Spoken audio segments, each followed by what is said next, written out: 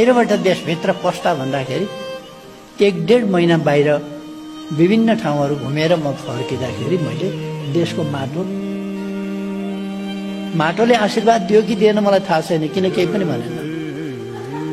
मैले ढोगेको थाहा पायो कि पाएन त्यो पनि केही पनि भनेन, तर मैले चाहिँ ढोगेँ देशलाई।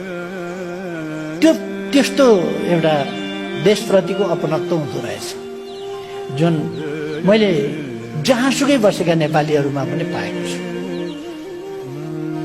बाहिर बस्दा बढी फिल हुन्छ।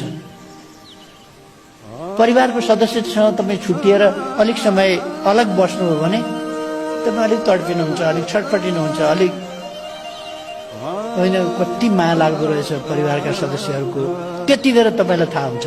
तर सँगै बस्दा चाहिँ माया नगर्ने त होइन नि। फेरि त्यो चाहिँ अलग हुँदाखेरिको बढी फिलिङ हो। सँगै बस्दा माया नहुने होइन,